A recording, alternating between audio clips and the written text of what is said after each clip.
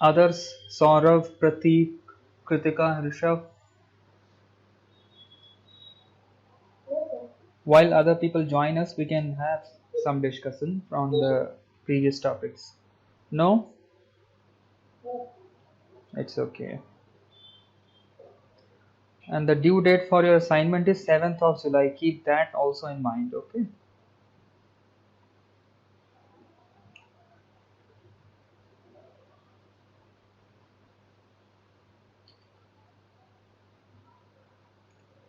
Okay. So all of you please keep speaking also something, otherwise I feel very awkward like I'm just speaking like a robot. Okay. Yeah. So I'm going to share the slides with you, right? And then we can go through the slides once again, and few more slides are there. And once again, if you have any problem in understanding any of the points from the slides, then please ask. Okay, I'm just going to share the screen with you.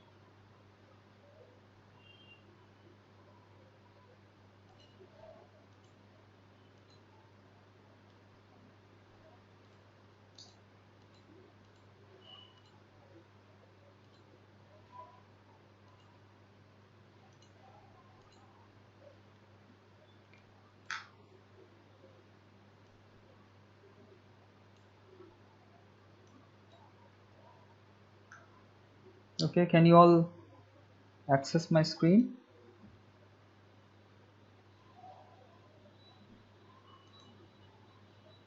Yeah. Okay, good. So it says rationalism and empiricism, all those previous slides, okay?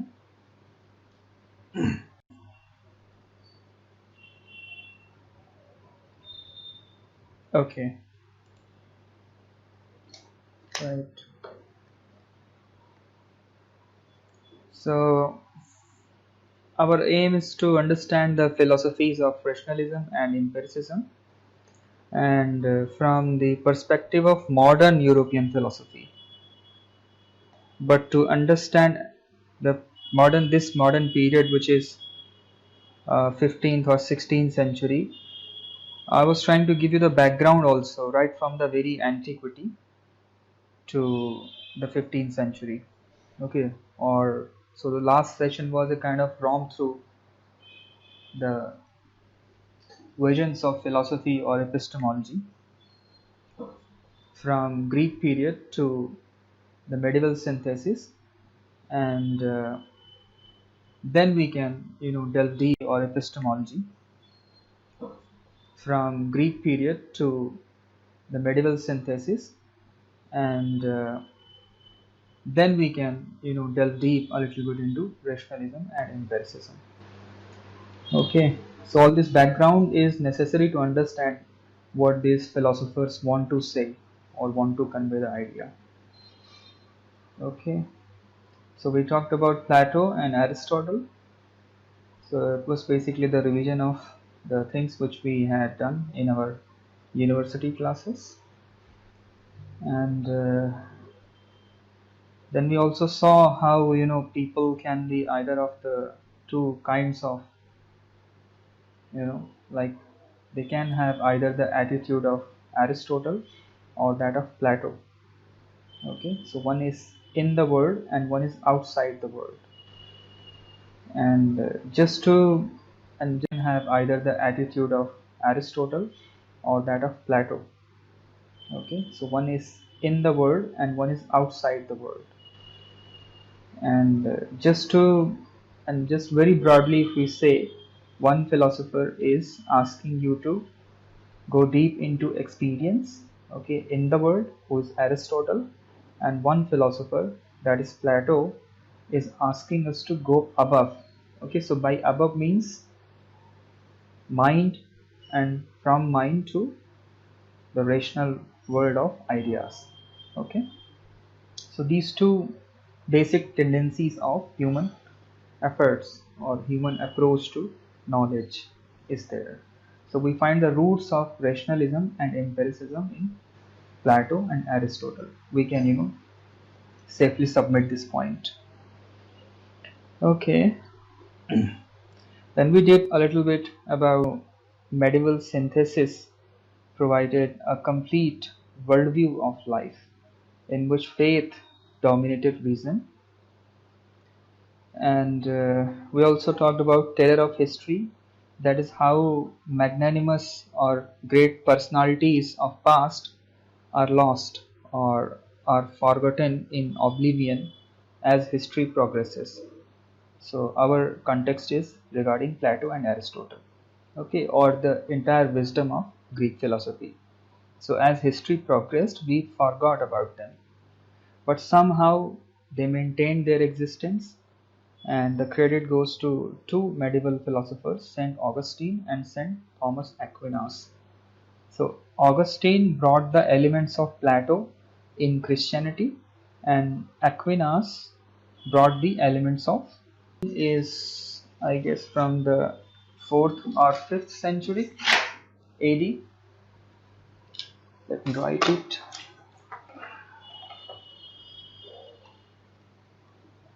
Okay, so 4th or 5th century AD, and Aquinas I'm also not sure once again, but 9th or 10th century AD. So as the Christian worldview expanded, it tried to incorporate the elements of philosophy also, but only those elements which were compatible with Christianity. Okay, so if anything which Plato or Aristotle or any philosopher, so to speak, says, and if it contradicts with the contradicts with the principles of Bible or religion, then the religious principle will supersede the other ones. So that was the basic approach. So you can do it like this. Okay, so the sources of knowledge could be like this: Bible or the religious texts are giving you the supreme knowledge, and then a little bit authority was given to Aristotle and then Plato. Okay, but the religious knowledge was the supreme knowledge. Okay, now we up until this point we had done in the last session. Now we go ahead. Okay, okay. So once again we need to indulge in this exercise of sympathetic imagination, or what, how these people experienced the society in that time. So we will go into their life and try to comprehend what world looked like at that time. And the period which we are concerned is now, let's say, 15th or 16th century. Okay, and something remarkable happens during this point of time in history, that is, scientific revolution happens there. Okay, you all must be knowing that, or historians these days, they talk about three kinds of major revolutions which shaped the entire life of human beings. One was the cognitive revolution, so that was concerned with mind, or when human beings or technically Homo sapiens, started using their mind compared to other species, and they started making tools and some weapons for their survivals. So this cognitive revolution some 70,000 years ago entirely changed their life. And then some 12,000 years ago we had agricultural revolution, which once again transformed our lives dramatically. And then another pivotal point in history is somewhere 500 years ago. Another pivotal point in history is somewhere 500 years ago, when we have the famous Renaissance and Enlightenment, and what is also called scientific revolution. Okay. Now the main question is, how did this happen? Okay. Or what triggered this scientific revolution, or what could be the philosophy behind that? So that is our main subject of inquiry today, and this will give you once again a very broad overview of what rationalism and empiricism stands for and how important they were and they are today also. Okay, so the question is, what changed our world? Growth that we have in the last 500 years, okay, is much more than the growth that we had. You can pick up any 500 years from this entire history of human beings. So our history is very old, 70, 80,000, more than that. But whatever progress or achievements we have had in the last 500 years, it is growing exponentially. Okay, even up until the modern period of the 21st century. So take for example computers. So the way it has developed in the last decade, it is much more than the way or the amount to which it had developed in the last 50 years. Okay, so you see that everything is growing exponentially. Okay, so that is our main point of inquiry, at an remarkable and exponential rate, or at a prodigious rate. Okay, so we have to find out that principle, okay, which human beings came to rediscover some 500 years ago. Okay, and before that the world was not changed. Okay, so we often talk about an experiment. Let's say that if a person is there in 1000 AD, so this example might help you to understand what I want to say. So a person is in 1000 AD, and let's say that he falls in a deep slumber. Okay, and then he wakes up in somewhere 1490, right? So a deep sleep of 5 centuries, and if he wakes up, he is not going to find, and then he wakes up in somewhere 1490, right? So a deep sleep of 5 centuries, and if he wakes up, he is not going to find much difference in his society. Okay, so things or the society or the entire fabric of the society will be almost same. Okay, of course there will be certain developments, but there won't be any remarkable shift in technology or society or the world order or the political order. So world will be almost the same. But if somebody falls asleep, or if the same person falls asleep in 1490, and if he wakes up, let's say in 2020 or 2019, and if that person up, let's say in 2020 or 2019, and if that person finds an iPhone that we have, okay, he would be absolutely shocked. Okay, or if he looks at the modes of communication and transportation that we have, it would be an absolute shock to that person. Okay, so what I want to say, that this is the period when things have changed dramatically. Okay, so the last 500 years, and it all owes to one thing, which is called scientific revolution. But now the question is, what was the foundation, or what was the trigger point of this scientific revolution? And this will give us some clue about what we mean by rationalism and empiricism. Okay, so that's the question. Scientists which we are talking about, or scientific revolution, these scientists were tacitly philosophers also. Okay, so answer in a nutshell is that there was a shift in the worldview, or there was a shift in the philosophy which triggered this scientific revolution.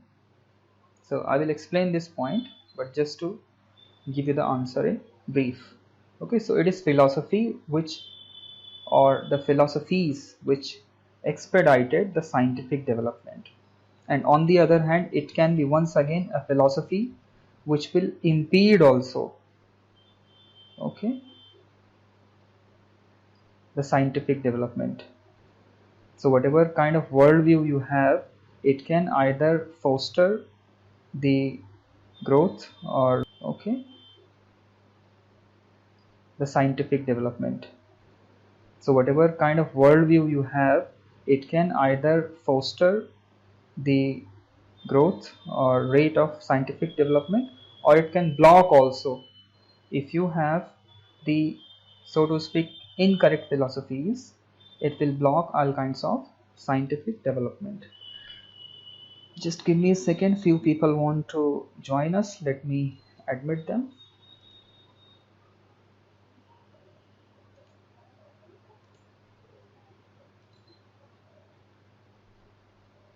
Okay, we come back.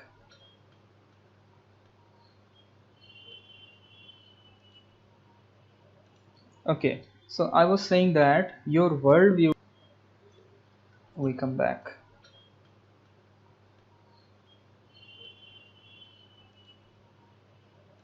Okay, so I was saying that your worldview shapes your destiny.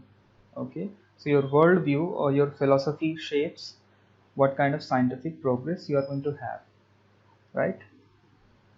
So if I say that during the Enlightenment or the scientific revolution, we had a different philosophy, or we had a new philosophy, then it is imperative that we understand the old philosophy. Okay, तो इस new को old से compare करके हम समझ सकते हैं कि हाउ दैट वाज डिफरेंट और how that was ground breaking. So once again I will give you a glimpse of the old philosophy, and then we will start comparing it with the new philosophy or the new worldview, and that will be pre-enlightenment worldview or epistemology. Epistemology is the theory of knowledge or the philosophy of knowledge. How do we receive it? How do we understand it? And how do we talk about it? Okay, so before enlightenment, what was the status of knowledge? Okay, so as I told you in the previous session, that the chief source of knowledge is, or was, the religious text, especially Bible, and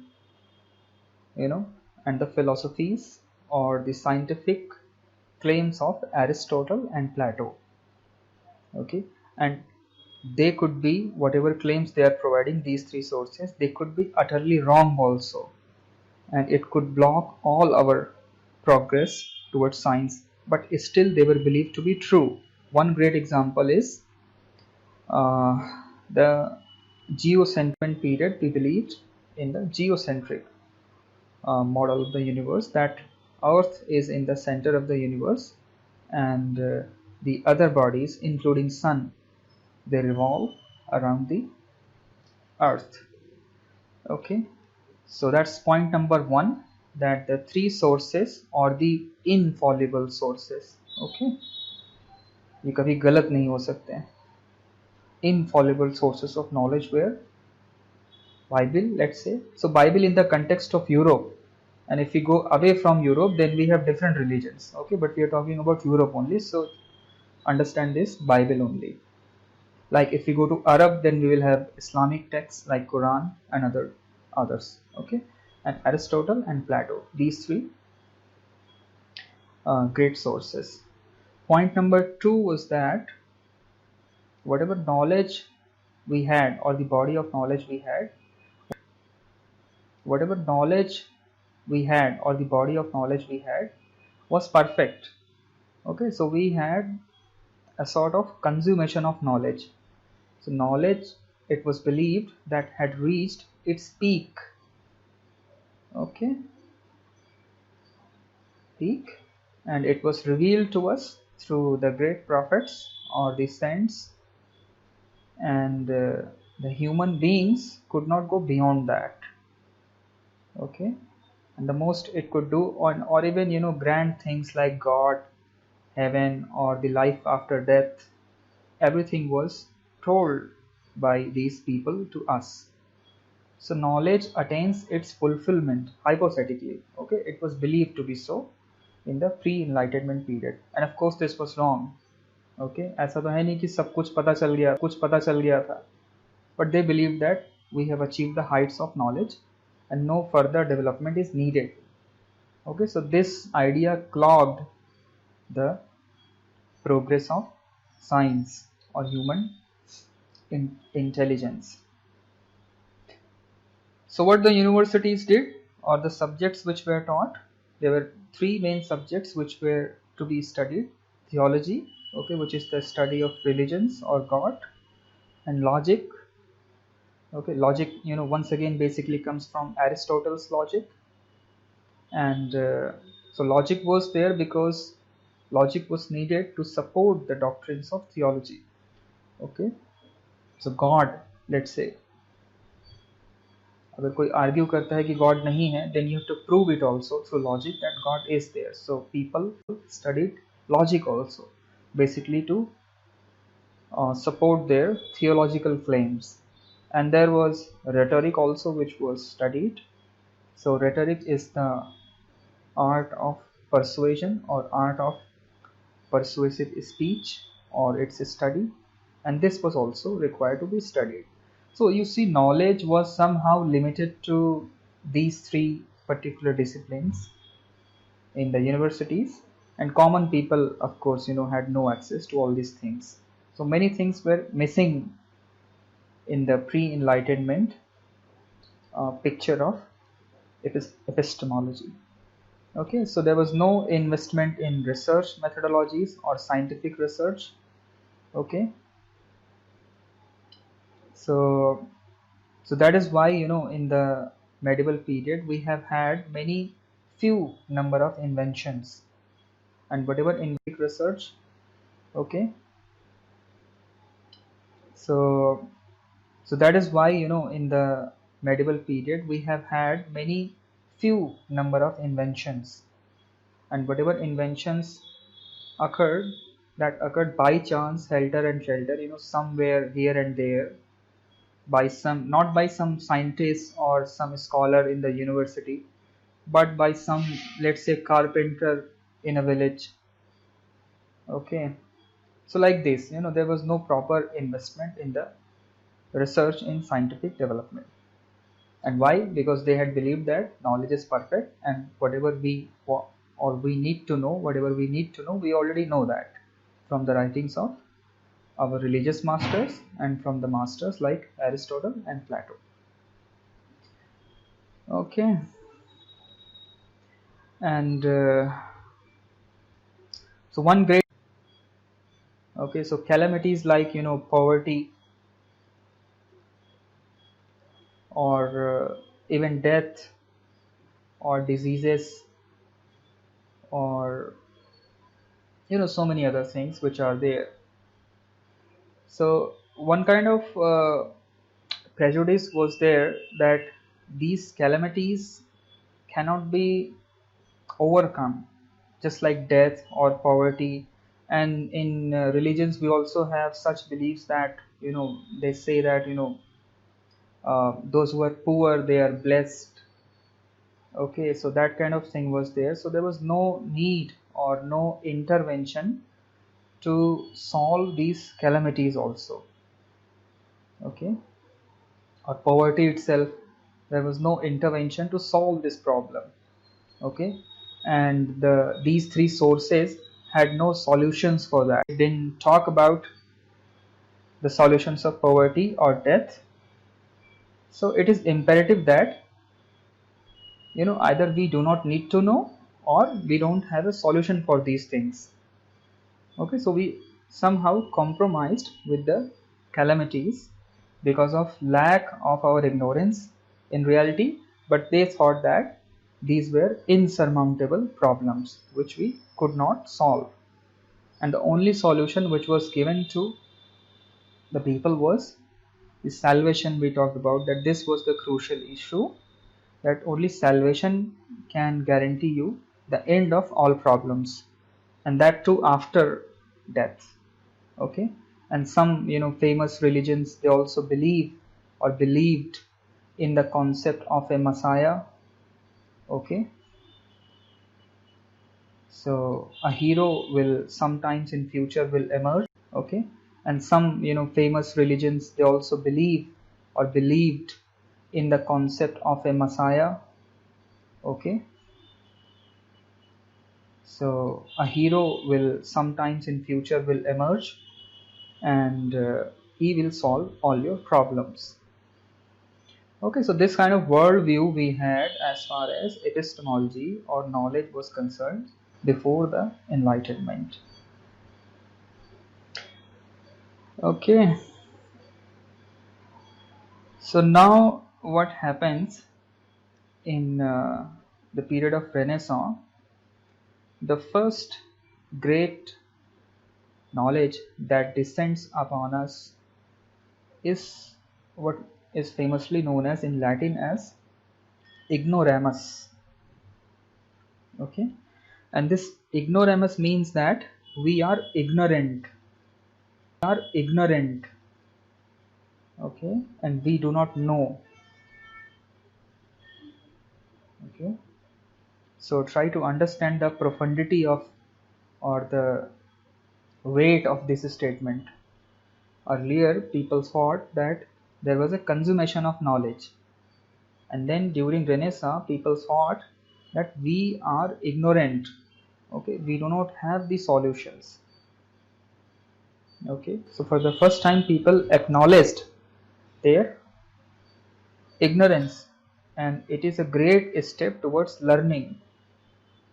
Okay, because if you falsely believe or if you have this illusion that you know all the things, then it's once again a great impediment in your learning. So it's quite easy to understand. So this, the principle of ignoramus, is what we call, it gives the birth to a scientific revolution. Okay, I'll explain that how. And this is also a mark of genuine philosophy. And if you remember from the discussions which we had in the university, we talked about the definitions of philosophy, and there have had been many definitions of philosophy, but one overarching definition of philosophy is that to challenge our preconceived notions. Okay, so what we do in philosophy, that whatever beliefs we have been keeping very close to our heart, we start challenging them. We start saying that they could be wrong also. Okay, so this kind of whatever beliefs we have been keeping very close to our heart, we start challenging them. We start saying that they could be wrong also.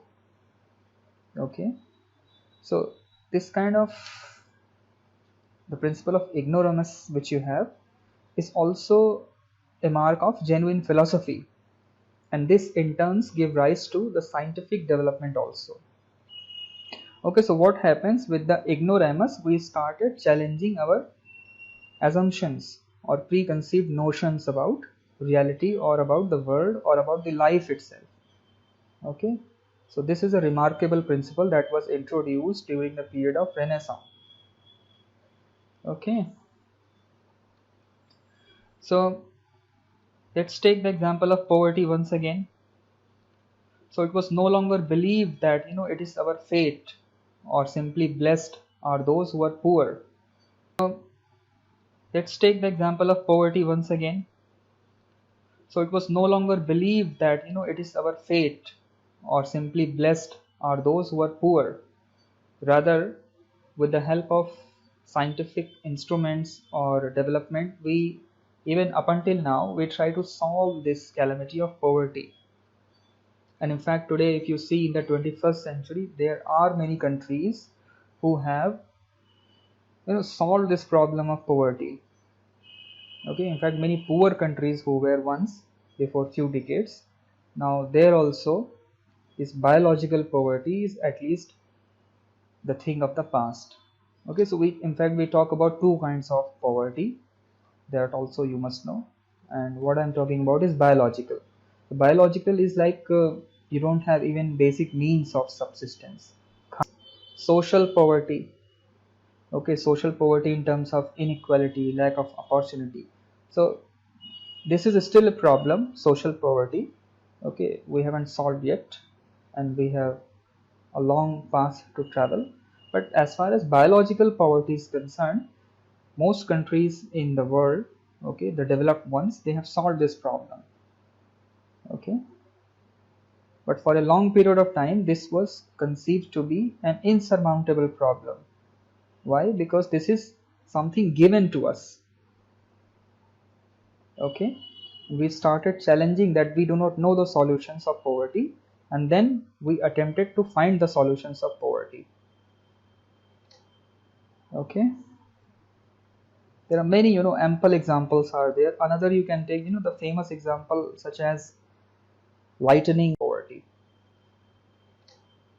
Okay, there are many ample examples are there. Another you can take the famous example such as lightning you can take.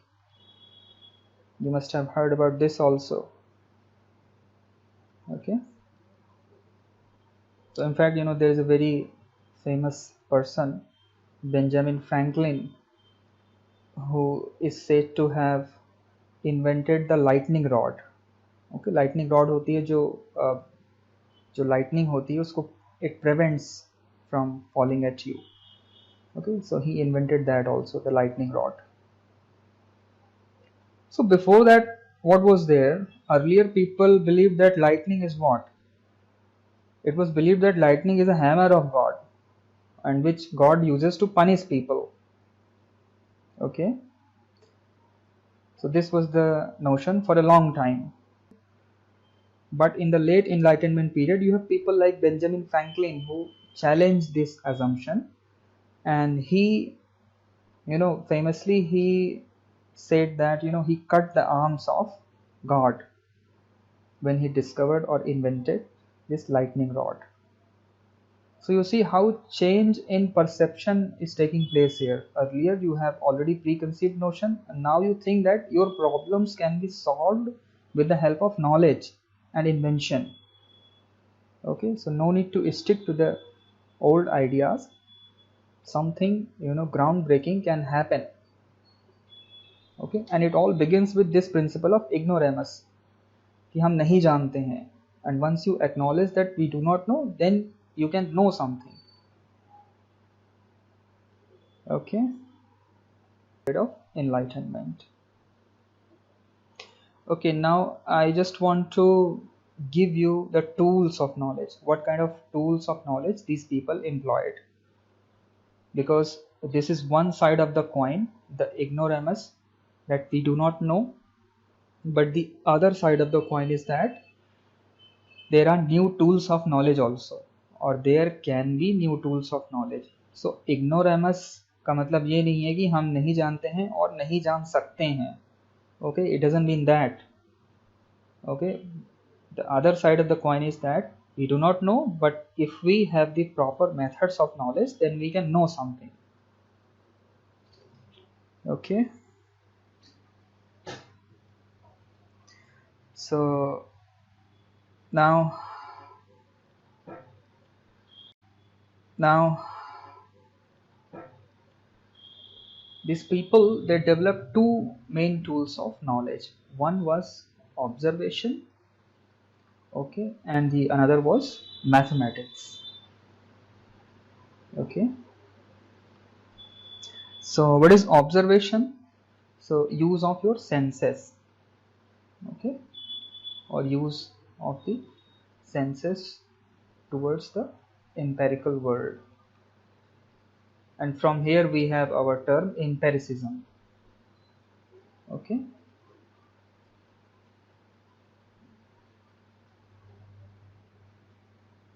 so what we do whenever we have any problem or challenge from the nature or from life or from society, then what we do, we, rather than resorting to the previous philosophies or from society, then what we do, we, rather than resorting to the previous philosophies, okay, we resort to our senses and we start observing the world, okay, or the nature. And when we repeatedly observe the world, then we can discover some laws of nature, okay, and then those laws of nature which we have discovered through trial and error method, they can solve our problems. Okay, so let's take the example of astronomy once again. So earlier people believed that whatever these people, old philosophies are saying based on the geocentric model, that must be true. But now in the modern period you have famous people giving you new groundbreaking knowledge about the universe. So how this is possible? With the power of observation. Okay, so we will not see in books, but we will observe in the nature. Okay, naturalism. So it's not like that there is complete disregard of books.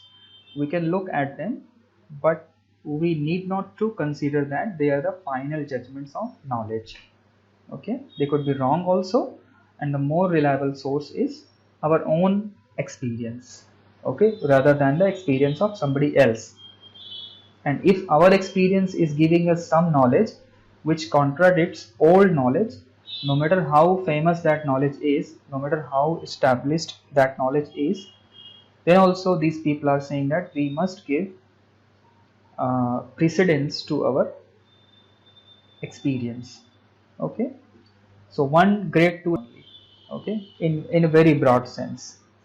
Okay, so this was point number one. Another great tool of knowledge was mathematics. Okay, so if you look at the previous slide, knowledge क्या है देखिए यहाँ पर, it is restricted to theology, logic and rhetoric.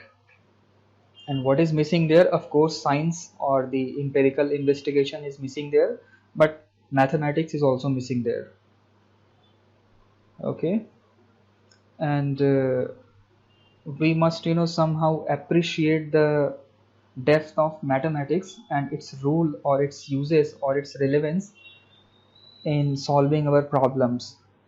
Okay, so how this help in depth of mathematics and its role or its uses or its relevance in solving our problems. Okay, so how this help in solving the problems of our life? So in fact mathematics coupled with statistics.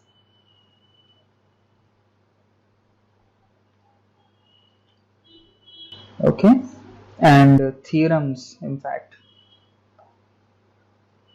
or formulas, and in fact graphs also. So this kind of attitude, in fact logic also you can say. Okay, mathematical logic. So these kind of approaches were missing in the medieval period. So these kind of approaches were missing in the medieval period. Okay, so we don't have much theorems in the medieval era books.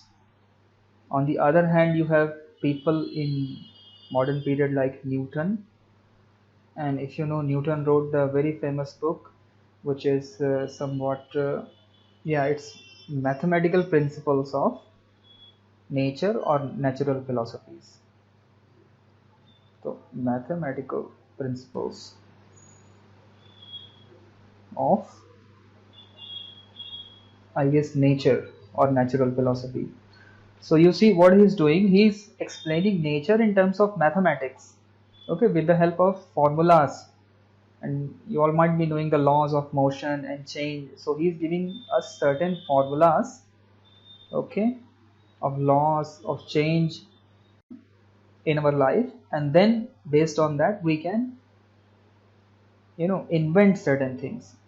So you see all the inventions which are taking place in his era, they are using his laws. And inventions, as you know, they solve our problem to a great extent. And the beauty of mathematics is that he has, or it has given certain formulas. Now these things were missing in a text, let's say like Bible. In Bible you won't find any formula which you can apply to life to solve your problem. Okay, and in those texts you also won't find any graphs. Okay, in the religious text graph is not there. Okay, so you can discern the problem or the actual point of, you know recovery also. Precise logic is not there. And once again, very important thing, statistics was also missing in the also. Precise logic is not there. And once again, very important thing, statistics was also missing in the old period or the medieval times. Okay, so statistics is also very important part of mathematics, which gives you data. And you might be knowing that, today also we have realized that data is power. Okay, it's the fuel of our life. If you have proper data, and if you have the art of proper interpretation of data, then you can change the world. Okay, in fact, Darwin was there. Okay, so he proposed the theory of evolution, and he has largely relied on some data which were already available to him in the form of statistics, the number of population, species, how things are changing largely. So based on those data itself or themselves, he proposed his theory of evolution. So you see how mathematical thinking or mathematical arrangement of knowledge helps us in developing our scientific temper. Okay, so I hope this is clear. And on the other hand, you have observation power also. So the power of observation and the power of mathematics, and these two things fostered the development of science in the modern period. Okay, and statistics, this reminds me once again of this, our great problem which we are facing today, you know COVID-19. So so employing the method of observation. Okay, we are testing many vaccines, we are testing it on many people through various phases. Okay, we are combining different genes and genomes, all those things. So what we are doing broadly, we are engaging in certain kind of ex experience or observation. And on the other hand, you might be well aware that statistics is also playing a great role. Okay, like what is the rate of recovery of patients, how many patients are there, okay, how frequently they are falling ill, in how many days they are recovering, what is the rate of death, okay, what is the gap between rate of recovery and rate of infection. So all these things are also greatly at work, which is helping us to understand this crisis, and possibly someday, to find a permanent solution also to this problem. So you see, all these things are also greatly at work, which is helping us to understand this crisis, and possibly someday, to find a permanent solution also to this problem. So you see, any problem which we have today, we have these two great tools which came up in that period. Okay, and we use it up until today also, and probably in future also. Observation and mathematics. Okay, and mathematics or power of reason. Okay, or the power of logic.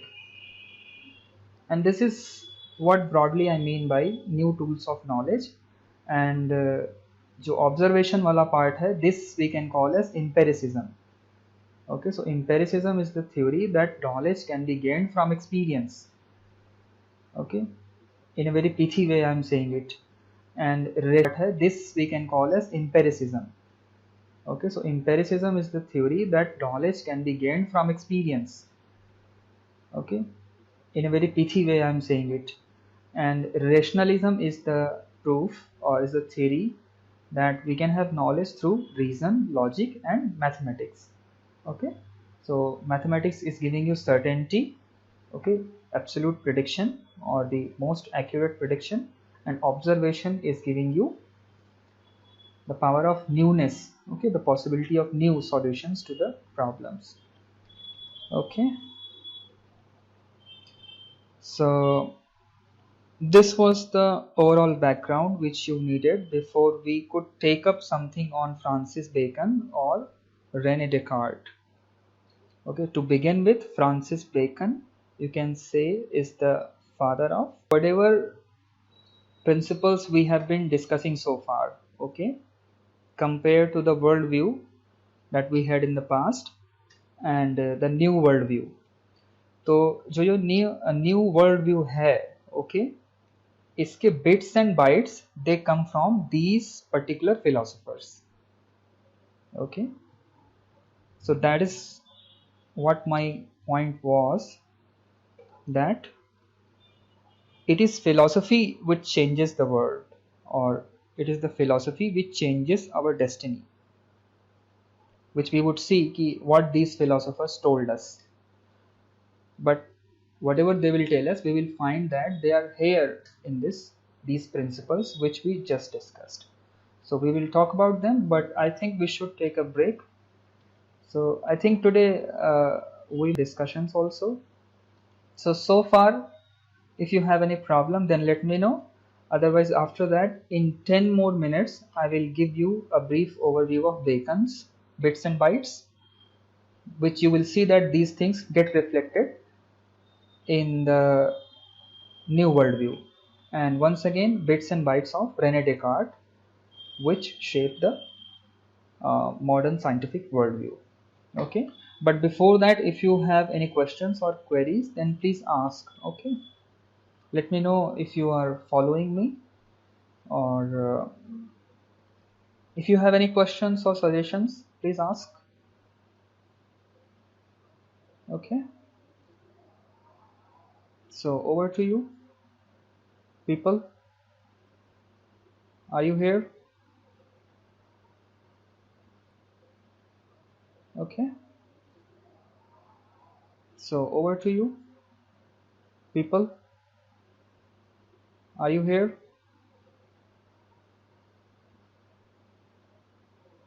Okay,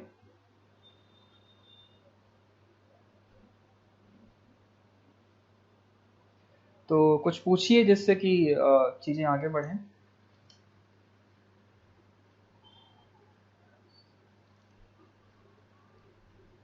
You can unmute yourself and start speaking.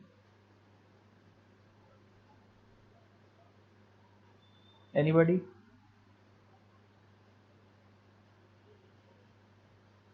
Yeah. Yeah.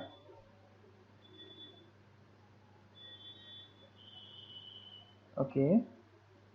So what you could not understand, please explain that. See, what I mean to, or let me try it first. See, mathematics कहने का ये मतलब है कि earlier mathematics was missing, or more appropriately, mathematical approach was missing. And in mathematics, we have so many things like, as I explained you, theorems, Okay, let me go back to that. Okay, we have theorems, we have formula, we have graphs, we have logic, we have statistics.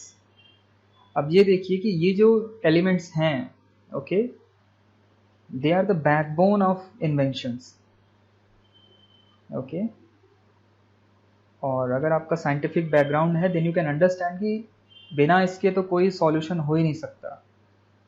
Okay, and earlier these things were missing in the or the body of text which we had in the medieval era. Okay, so mathematics is important.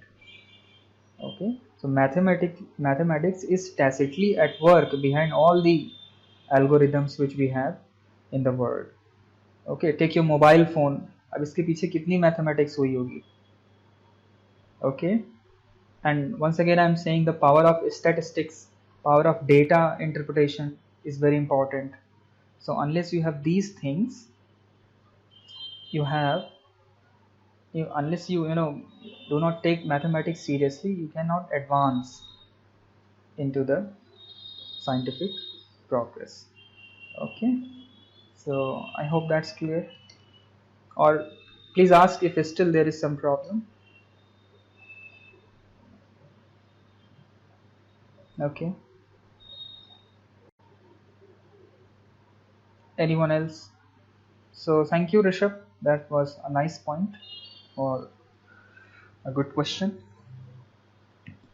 Anyone else?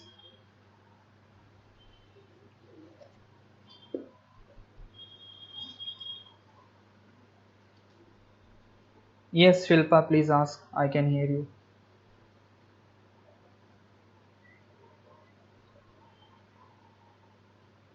Mm-hmm.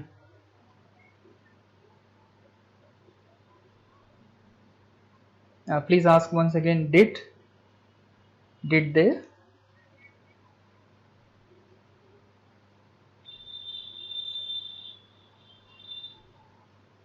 हाँ, it did, but that is why. देखिए, जो inventions पहले हुए, ठीक है, वो बहुत कम हुए और इधर उधर कहीं पर हो जाते थे. तो एग्जाम्पल लीजिए, एग्जाम्पल ऑफ व्हील है ना, कार्ट व्हील. तो cart wheel was invented very long time, लेकिन उसके बाद कितने दिन तक हम कार्ट व्हील में ही रहे हैं. Okay, can you imagine this? क्योंकि वी बिलीव दैट कार्ट के आगे कुछ हो ही नहीं सकता है. Okay, something like that. और कहीं कहीं जो छोटे मोटे इन्वेंशंस होते थे, क्योंकि इंटायर मेडिवल हिस्ट्री में कुछ ना कुछ इन्वेंशंस तो हुए ही हैं, सो दे वर एक्सीडेंटल, या कोई किसी को अगर कोई पर्सनल प्रॉब्लम्स होती थी, so they somehow came across the solutions of their own problems. So the point was that it was not sanctioned by the state कि रिसर्च के लिए अलग से पैसा है या डिस्कवरी इन्वेंशंस के लिए अलग से प्रोग्रेस की जा रही है. कभी इधर उधर किसी ने कर लिया तो कर लिया, लेकिन it was not sanctioned by the state कि रिसर्च के लिए अलग से पैसा है या डिस्कवरी इन्वेंशंस के लिए अलग से प्रोग्रेस की जा रही है. कभी इधर उधर किसी ने कर लिया तो कर लिया, लेकिन it was not proper, it was not sanctioned in a planned way. Okay, तो मॉडर्न पीरियड में क्या होता है, it becomes a fashion. Okay, कि इन्वेंशंस करने ही चाहिए और इन्वेंशंस होने हैं. So that is why it is happening in the modern period at a prodigious rate. अब आप देखिए, जितने भी इन्वेंशंस हैं ये इसी 15, 16, 17 सेंचुरी में ही आ रहे हैं. Okay, major inventions. Right Shilpa, a bit clear?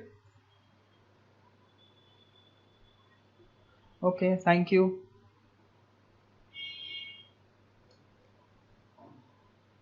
Okay, anyone else?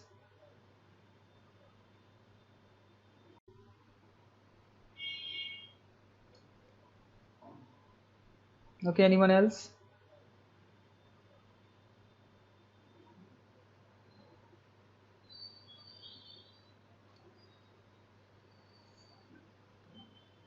So Kritika, Vishnu and Pratik, you don't have any question? Okay. You guys all have achieved the consummation of knowledge, I believe. Anyway, I was kidding. Anyway, so you read, and then if you have any problem, then also you can ask. Okay, maybe try to reflect over the problems or the things which we have discussed, and let us briefly once again summarize what we did through the lens of these philosophers. Okay, तो जो अभी हमने की directly इनको पढ़ने से पहले मैंने आपको एक बैकग्राउंड दे दिया है, और अब देखते हैं कि whatever these philosophers are gonna say, it will reflect in the things or the principles which we had discussed. Is it okay? Are you getting the picture now?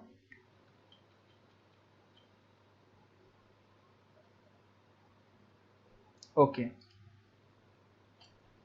So very quickly we talk about Francis Bacon. Okay, he was the father of empiricism, and he was a British philosopher, and he wrote a book, his magnum opus, which is called Novum Organum, or it translates as New Method. Now, whatever I am describing you, you would be able to relate with the previous things which we have discussed. Quite, or it translates as New Method. Now, whatever I am describing you, you would be able to relate with the previous things which we have discussed quite easily. अब देखिए Bacon what he is saying that कि सबसे पहले तो हमें old method छोड़ना पड़ेगा. Okay, and in fact Aristotle had written a book which was simply called organum, है ना. Aristotle had written a book which was called organum. तो जितनी भी scientific developments or things were happening there, they were based on this book only. Now Bacon is saying that forget about those things, and I'm giving you a new organum, okay, new method of inquiry, right? So he mentioned few points. Britain आज जो भी है somehow it owes to Francis Bacon, okay, or all the scientific discoveries. So first thing, you might know about it also, you must have heard about this, that he said famously that knowledge is power. Okay, have you, any one of you, heard about this, knowledge is power?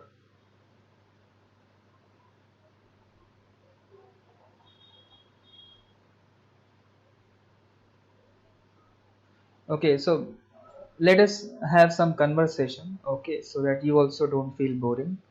So could you please explain what do you mean by knowledge is power? Okay,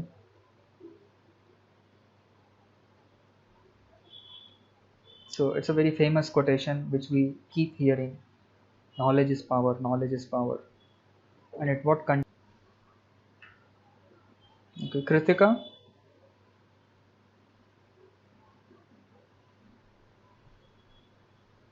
what? Sorry. Hey, it's okay. I'm talking about the quotation. Knowledge is power. Okay. So you might have heard about this. Knowledge is power. Anyone else?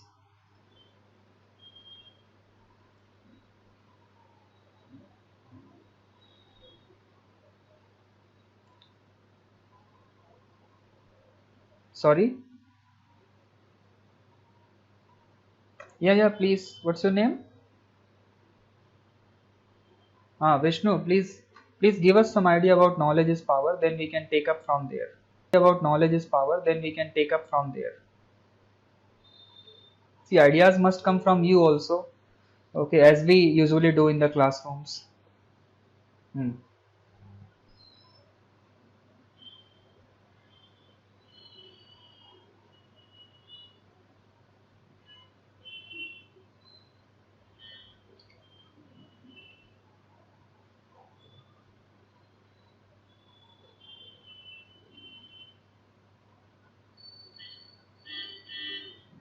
Hmm.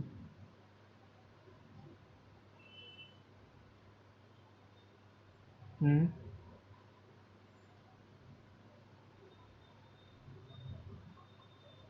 Yeah. Mm. Mm-hmm. Yeah. Mm. Mm-hmm. Mm-hmm.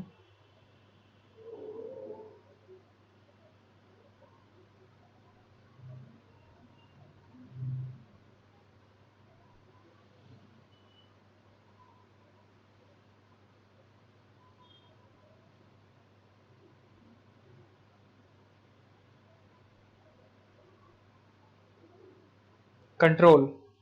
Yeah, yeah, right. So something like that. Okay. Although I could not hear you properly, it's okay. But whatever you say, something is quite appropriate. Okay. So what he is saying, or that is true also to some extent or to a large extent. See, uh, पहले क्या था कि knowledge is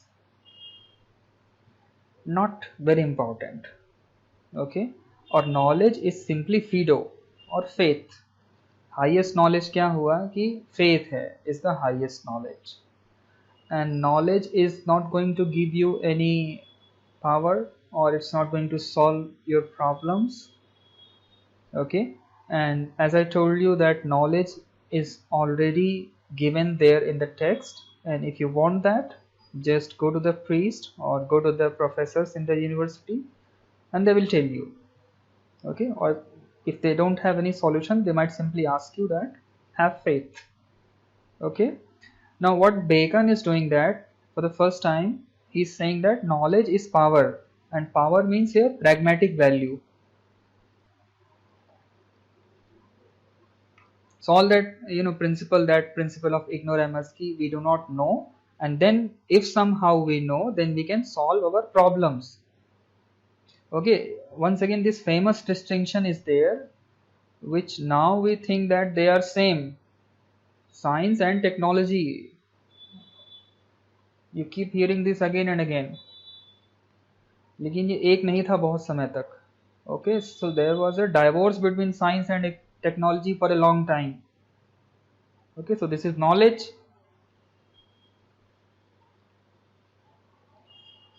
and this is its application.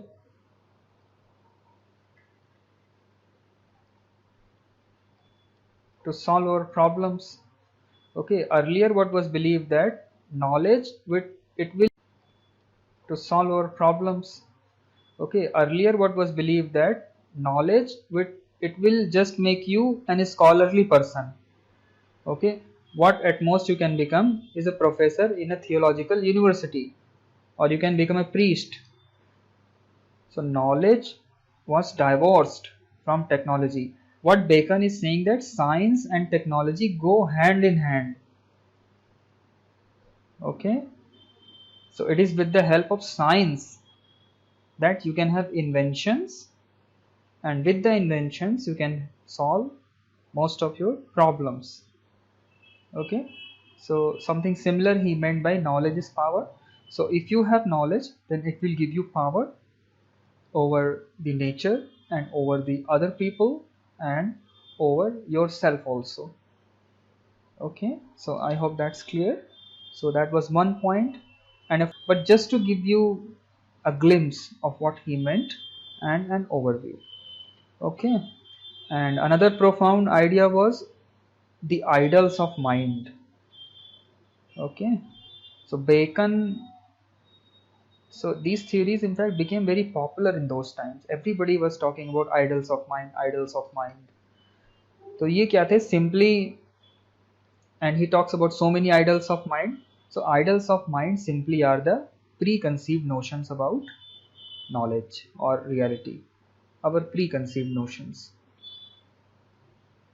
And figuratively he calls them idols, and he asks, or he asked us to be an iconoclast.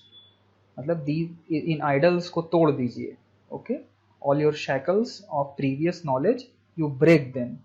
तो बहुत सारे idols he talked about, idols of marketplace, idols of language, idols of religion, idols of so many things. Okay, so In nutshell, they were the preconceived notions that we held very close to our heart.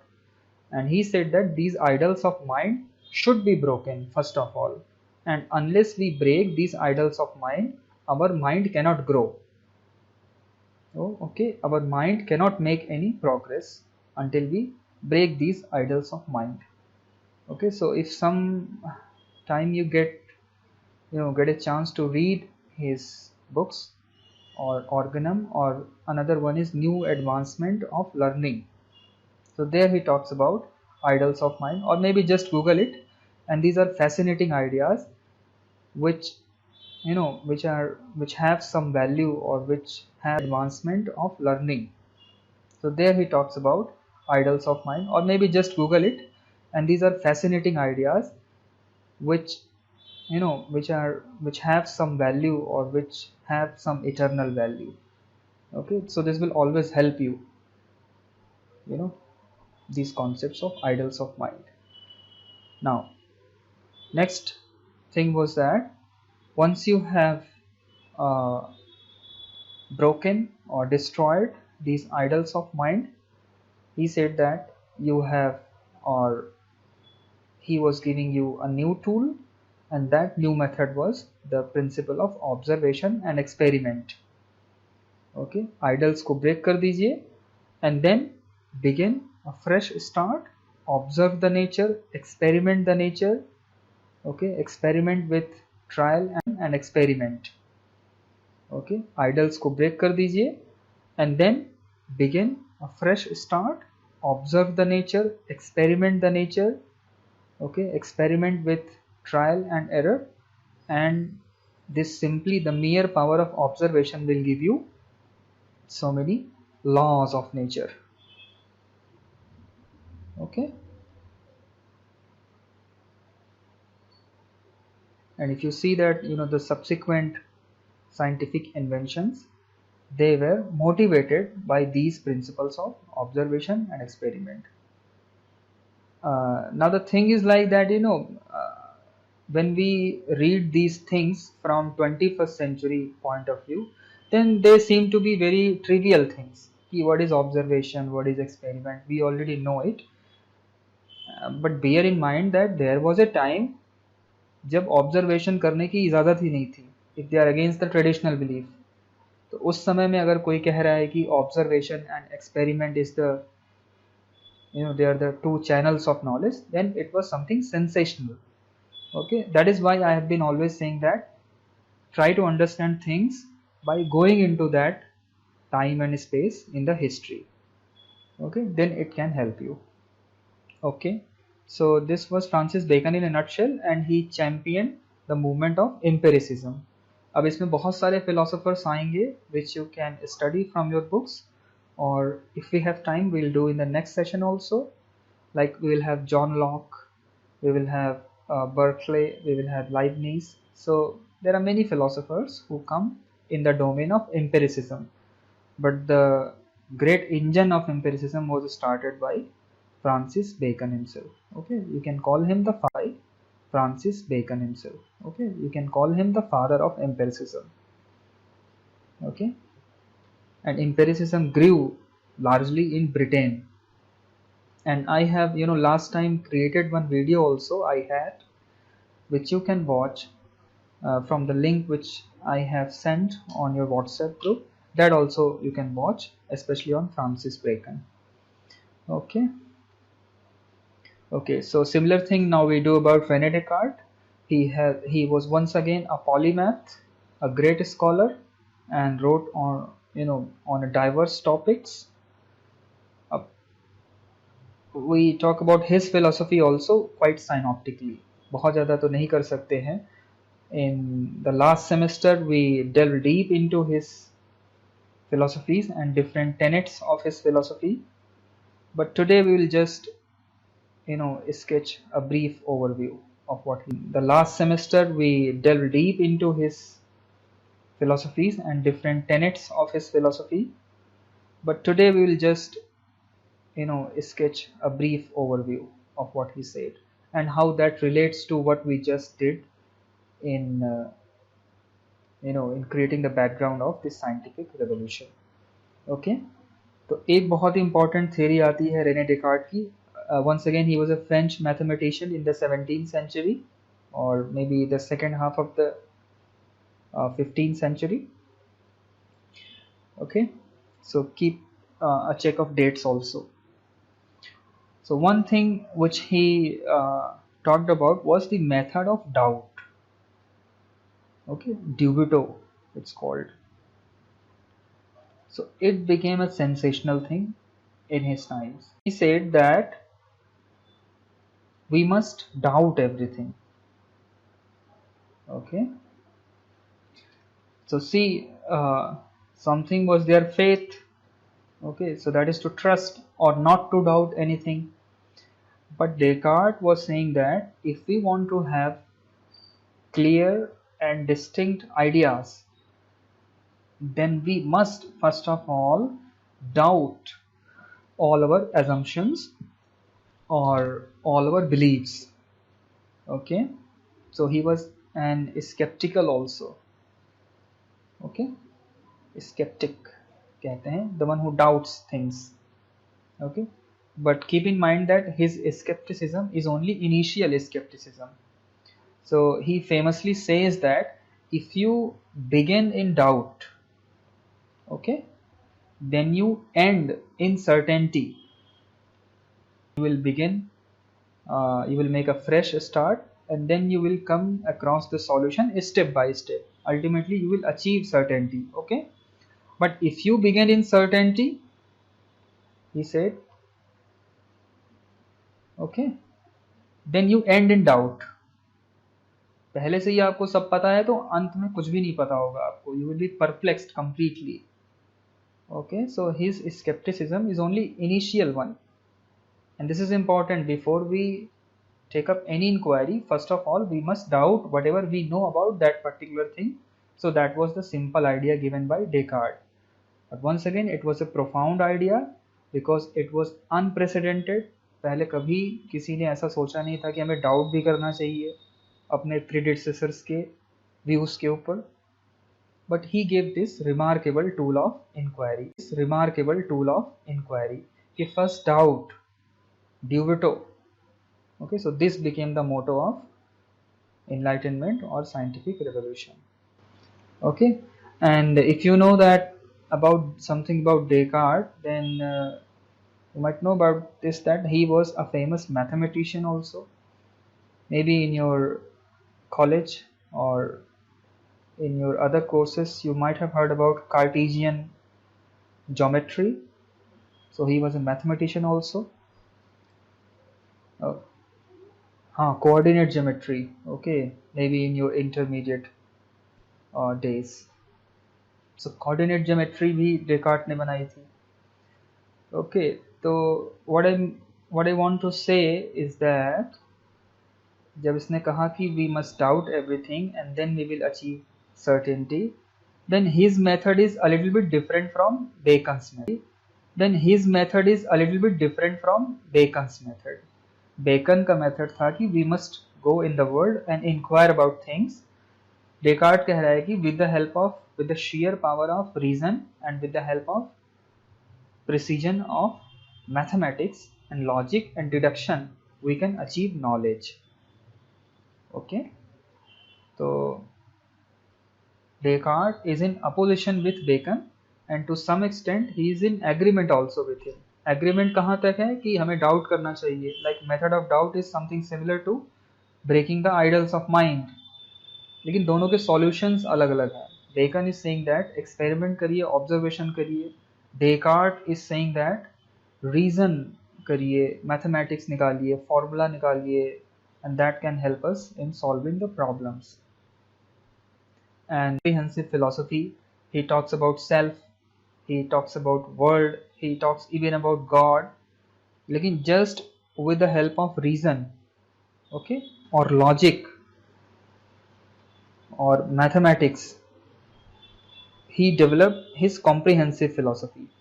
तो कोई भी experiment नहीं, कोई भी observation नहीं, with the sheer power of reason, logic, mathematics, he developed a comprehensive philosophy of self, world, and God. Okay, so he promulgated, or he in fact gave this impetus of mathematical inquiry to his successors. तो इसके बाद जितने आएंगे famous scientists like Newton, so they were inspired by René Descartes. And Descartes was a French mathematician, so this is also another inspired by René Descartes. And Descartes was a French mathematician, so this is also another distinction you must know. Something there is called continental and British, okay, as far as Europe is concerned. तो जो ये Britain के अलावा जितना Europe है, ऐसा समझिए रफली, that is called continental Europe. और ब्रिटेन जो कि अब ब्रेक्सिट के बाद अलग भी हो गया है, that is particularly called British. Okay, so he René Descartes is also said to be a continental philosopher. And continental philosophy में वी विल सी दैट, आगे अगर पढ़ेंगे तो continental philosophy is rationalistic in nature. So all the countries which you have like Germany, France, okay, and Britain chiefly becomes empiricist in its method of inquiry. Okay, so that kind of thing is also there. Okay, another important contribution of Descartes was that he separated God from the world. अब ये बहुत important concept है, इसको ऐसे समझिए. So he believed in God. Okay, so God, let's say, is there, and then you have the world here. Okay, and world will have two aspects, mind and body. Okay, ऐसे समझिए. Okay, world is composed of two things, mind and body, or animate and inanimate matter, or conscious and non-conscious things. Okay, so he simply called them mind, God, mind and body, and there is a gap. Okay, तो यहाँ पर एक gap हो जाता है.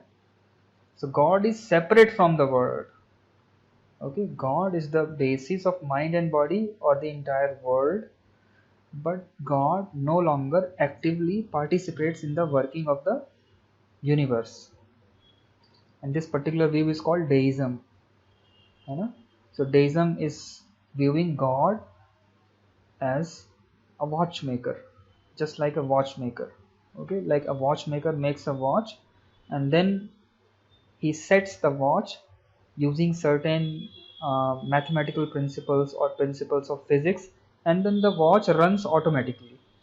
Okay, then what happens, the watchmaker may die also one day, but the watch will continue to tick.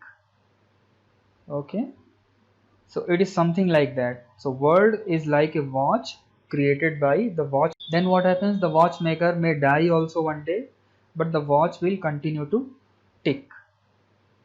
Okay, so it is something like that. So world is like a watch created by the watchmaker called God, and probably God is no more there.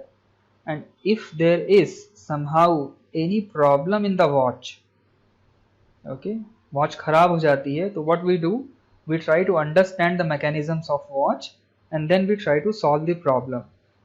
Okay, so this is how we solve the problem of the universe, by understanding the mechanism or the physics of the world, and not by concerning the God who created this universe. Okay, so this view is also remarkably important. Okay, separation of God from the universe. Earlier what was there, that God is not separate from the world, or maybe he intervenes in the world and he takes control of. Okay, so this view is also remarkably important. Okay, separation of God from the universe.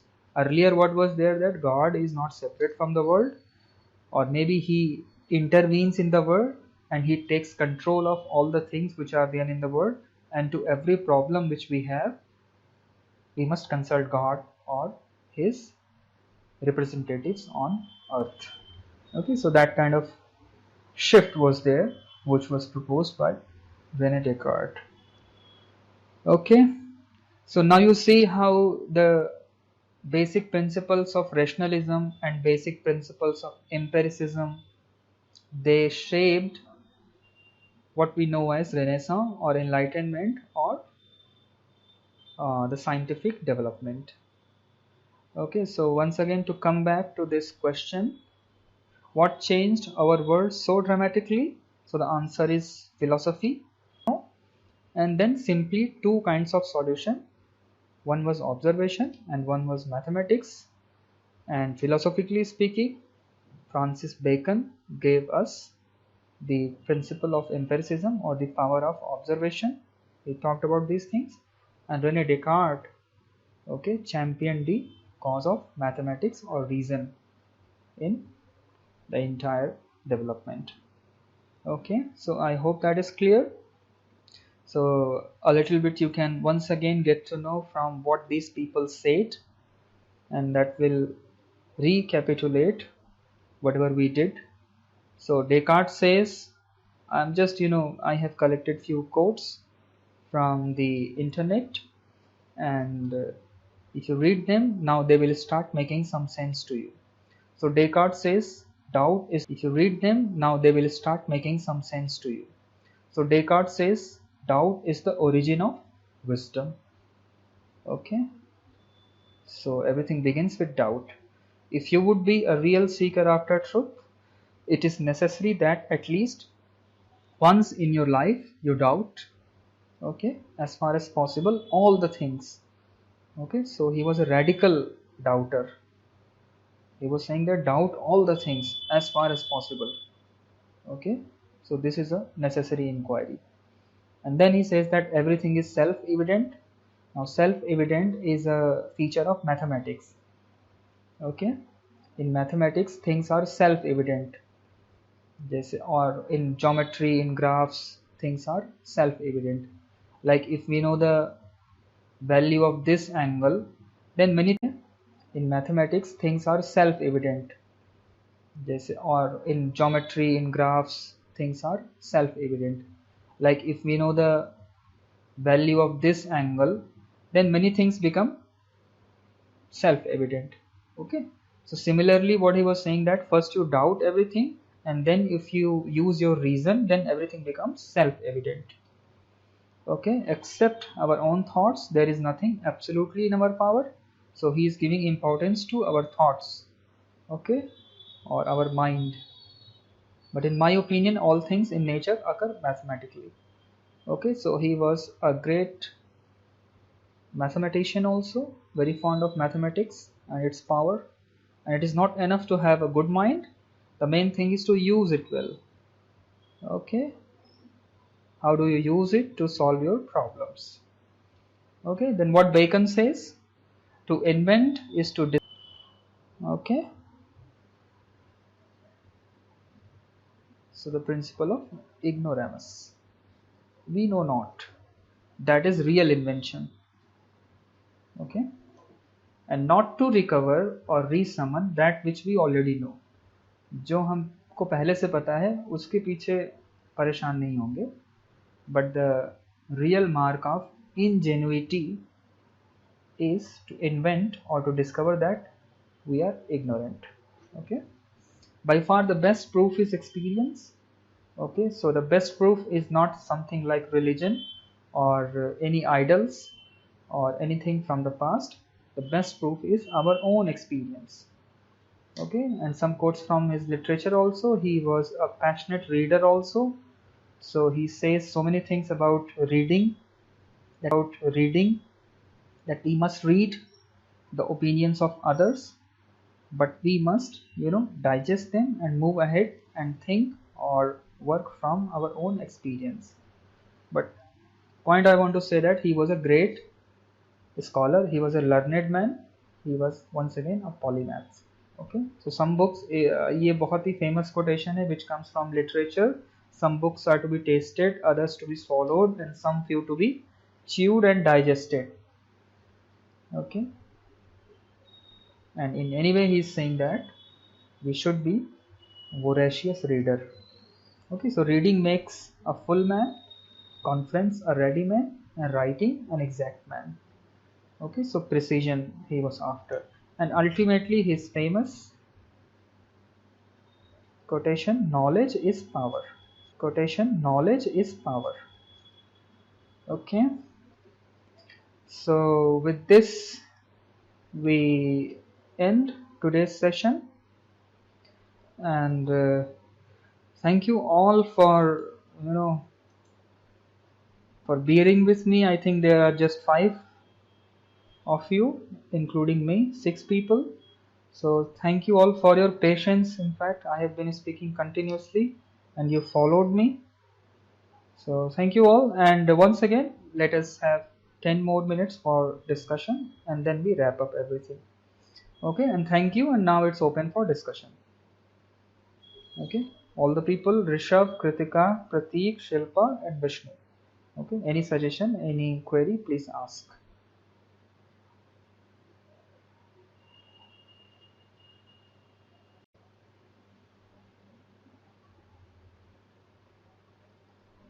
हाँ. Hmm.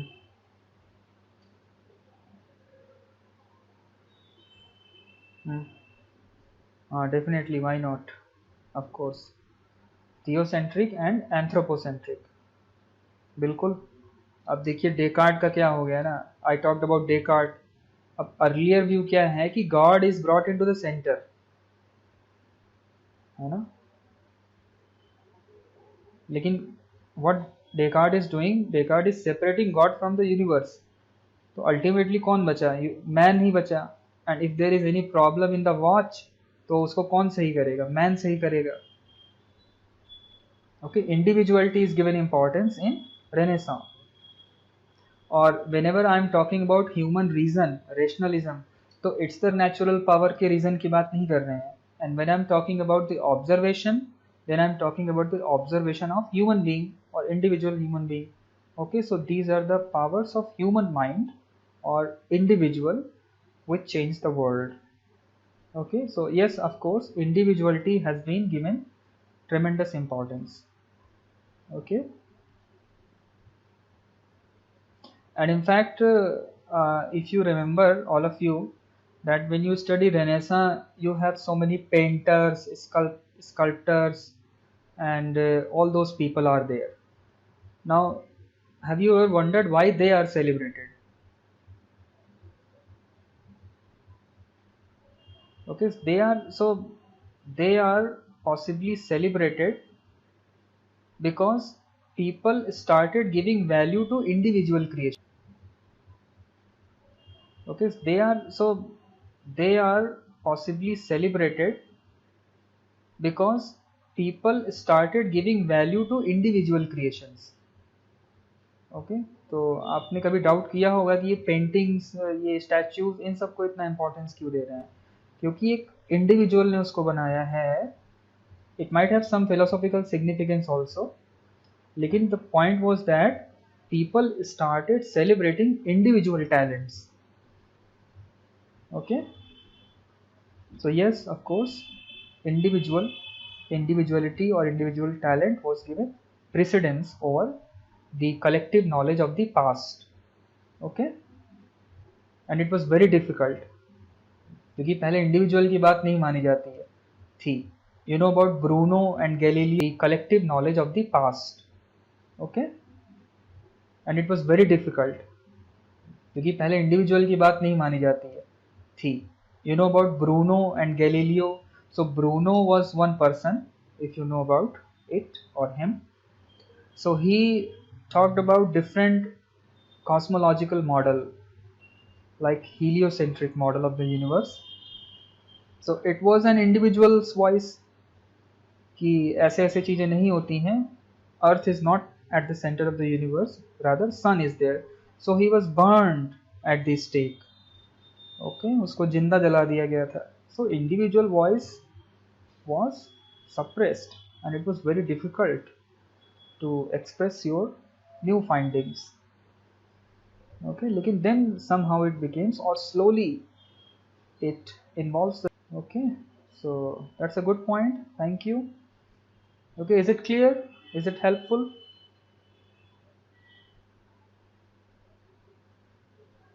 Okay, thank you. Now, Kritika, you want to say something?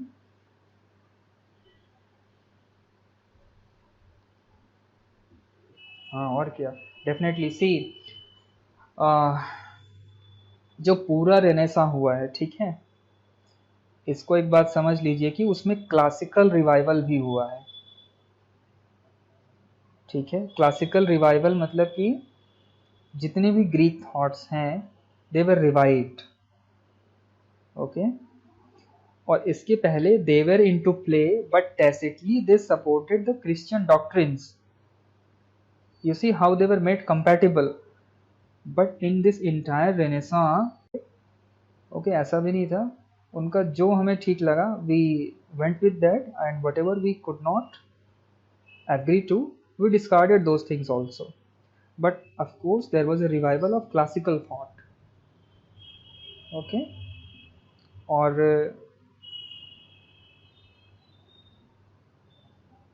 No it is, नहीं, specific term तो later inventions है ना, coinage तो बाद में ही होता है। And even I do not know कि who coined these terms. Maybe later on when historians of philosophers, historians of philosophy, when they are studying these philosophers, then they are grouping these people as rationalist, as empiricist. Okay, अब who point in fact I also do not no. लेकिन देखिए जो principles हैं इसके ना, rationalism और empiricism की, ये हमें देखने हैं कि कहाँ कहाँ थे ऑलरेडी। लाइक, लेकिन देखिए जो प्रिंसिपल्स हैं इसके ना, रेशनलिज्म और एम्पेरिसिज्म की, ये हमें देखने हैं कि कहाँ कहाँ थे already. Like the principles of rationalism, you will see that they are latently there in the philosophy of Plato. Okay, and principles of rationalism are there latent in the philosophy of Aristotle. तो ऐसा भी होता था।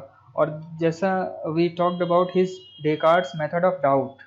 Okay, तो skepticism, अब एक skepticism was there in Greek period also by Pyrrho।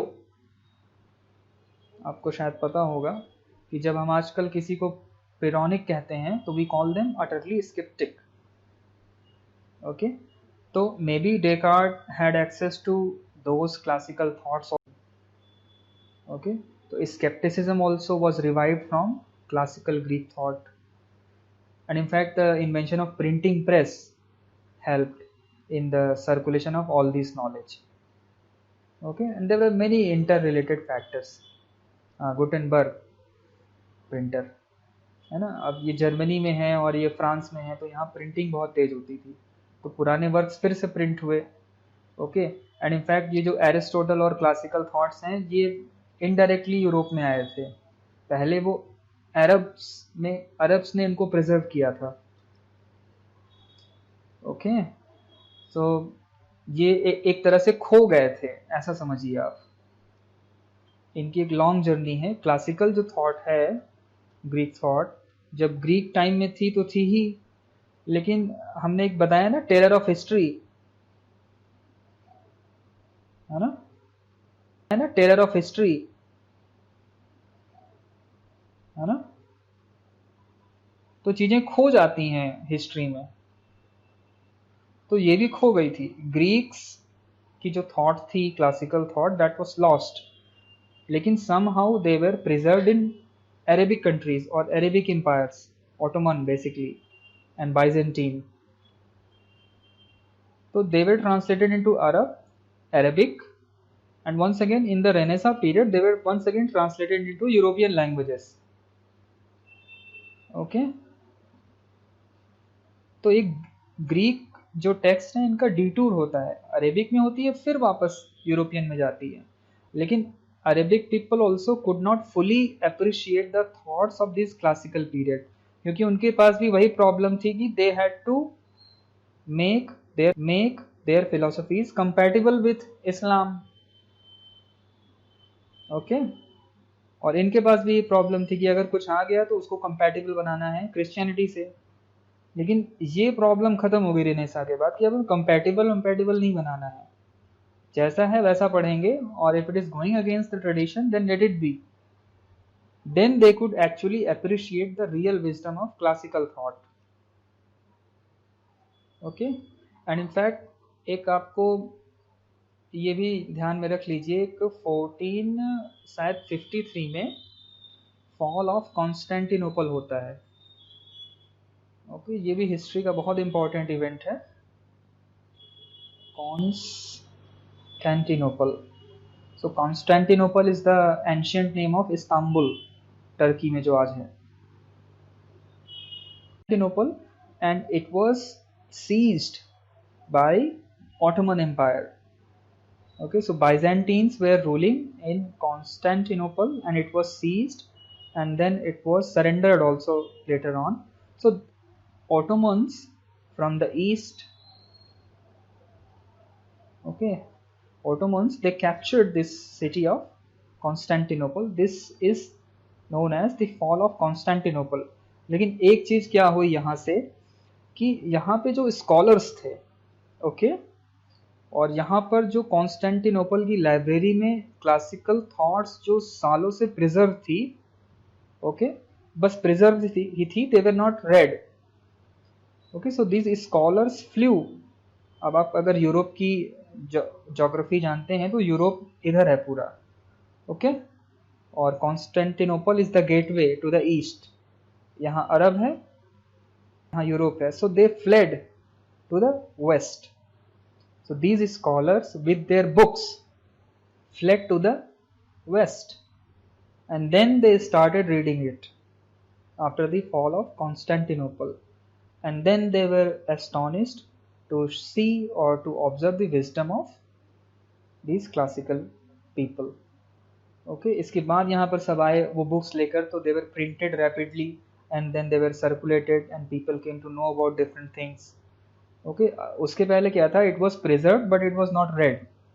So thanks to this fall of Constantinople that scholars fled from this Constantinople to the west, to the parts of Germany, France and so many other states, and then there they got a freedom to explore those texts, and then it led to eventually Renaissance. Okay, तो Renaissance period में to the west, to the parts of Germany, France and so many other states, and then there they got a freedom to explore those texts, and then it led to eventually Renaissance. Okay, तो Renaissance period में 1453, I'm not sure about this date, maybe ये 1903 है. So this is a pivotal event in the history, fall of Constantinople and the consequent or the subsequent discovery or rediscovery of classical texts and its appreciation. Okay, so is that clear? Who asked this question? Kritika, है ना? तो classical thought modern thought से कैसे connected है, so this is also very fascinating. Okay, so thanks for bringing this point to the forefront. Okay, anyone else? So thanks for bringing this point to the forefront. Okay, anyone else? So it's good we are having nice discussion. I'm happy that you are all following, and I'm also not expert in these things. अब लेकिन बहुत, क्योंकि ये सारी चीज़ें बहुत ही deep हैं, we are not expert, we are just trying to have an overview of things. Okay, so the more discussions we have, it is helpful. Okay, definitely you can ask. I am here for 10 more minutes. Okay, at 9 o'clock I have another class, so please be quick. Okay, Vishnu, you can ask one more question.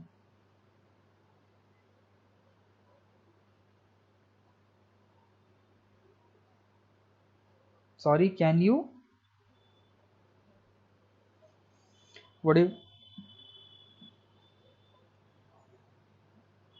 Okay, and it has been interpreted variously, so it also requires a creating a large complete background, but chiefly understand it like this. Ancient Greek philosophers थे कुछ, okay, जिनको sophist कहा जाता था. Okay, और ये pre सोक्रेटिक्स थे, Socrates के पहले थे. तो इनमें से एक फिलोसोफर था, I think it was Protagoras. Okay, जिसने कहा था कि man is the measure of all things. Okay, man is the measure of all things मतलब कि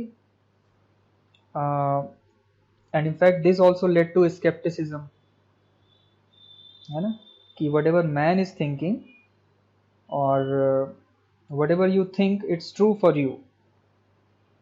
okay, so nothing is true or nothing is absolutely true.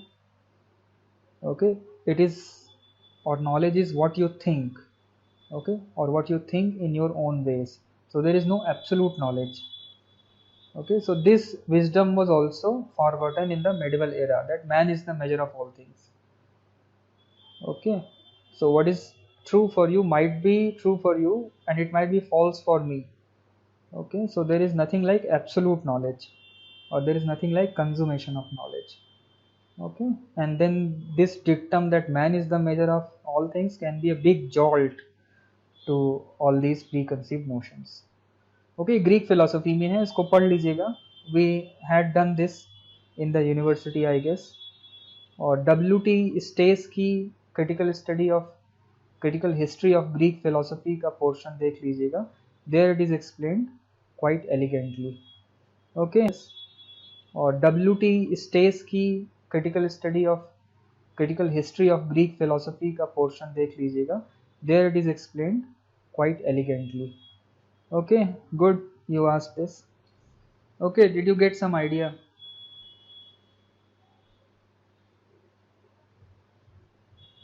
Okay, thank you. Shilpa, do you want to ask anything? Otherwise we wrap up.